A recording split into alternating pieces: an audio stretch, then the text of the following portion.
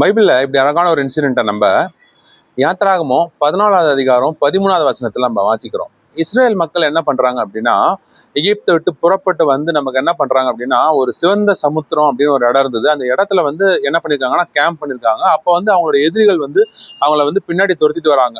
துரத்திட்டு வரும்போது இவங்க ரொம்ப பயந்து போயிடுறாங்க. பயந்து போய் இவங்க என்ன சொல்றாங்கன்னா, போய் முறையிடுறாங்க. என்ன எங்களுக்கு வந்து கல்றே இல்லையா எகிப்துல, அதனால எங்க புதைக்கிறதுக்கு தான் எங்களை கூட்டிட்டு வந்தீங்களா?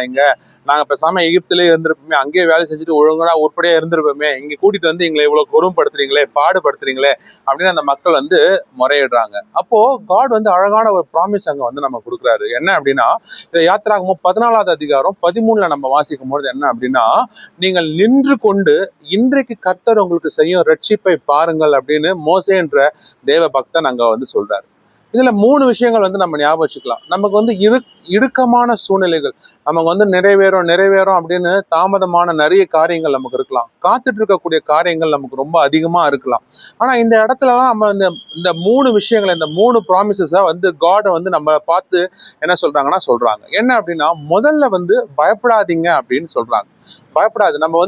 நம்ம என்ன காரியங்கள் நம்ம வாழ்க்கையில நமக்கு நடந்தாலும் நம்ம பயப்படாம இருக்கணும். ரெண்டாவது வந்து நமக்கு என்ன அப்படின்னா, நம்ம வந்து ஸ்டாண்ட் ஃபர்ம். நீங்க நின்று கொண்டு இன்றைக்கு ஆண்டவர் உங்களுக்கு செய்யற ரட்சிப்பை பாருங்கள் அப்படின்னு சொல்லிட்டு அந்த தேவதாசன் அங்க நமக்கு சொல்றாங்க.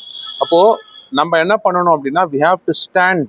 நம்ம வந்து நின்று பயப்படாம நம்மளோட சூழ்நிலைகளை வந்து ஃபேஸ் பண்ணணும். ஏன்னா வாக்குத்தத்தம் பண்ணவர் வந்து உண்மை உள்ளதா இருக்கிறாரு. நம்ம எவ்வளவு சூழ்நிலைகள், எப்படிப்பட்ட நெருக்கடிகள் நமக்கு இருந்தாலும் அதுல இருந்து தப்பிக்க காப்பாத்த ஏசப்பாவால நமக்கு முடியும். ஏசப்பாவுக்கு வந்து இன்னொரு பியூட்டிஃபுல்லான ஒரு நேம் இருக்கு. ஏசாயா 43:13 நம்ம வாசிக்கிறோம். அவர் வந்து என்ன பண்றாரு அப்படின்னா, வனாந்தரத்துல கூட என்ன பண்ணுவாருன்னா வழிகளை ஏற்படுத்துற தேவன். வேஸ்ட் லேண்ட் அப்படின்னு வருது இங்கிலீஷ்ல. வேஸ்ட் லேண்ட்னா ஒண்ணுமே இல்லாத உதவாத நிலத்துல கூட ஆறுகளை வந்து உருவாக்குற தேவன். அப்ப நிச்சயமா நம்மளோட வாழ்க்கையில ஒண்ணுமே இல்லாம வெறுமையா இருக்கக்கூடிய நம்மளோட வாழ்க்கையில ஆறுகளையும் வழிகளையும் ஏற்படுத்த நிச்சயமா அவரால் முடியும். நம்ம அவரை நம்புவோம்.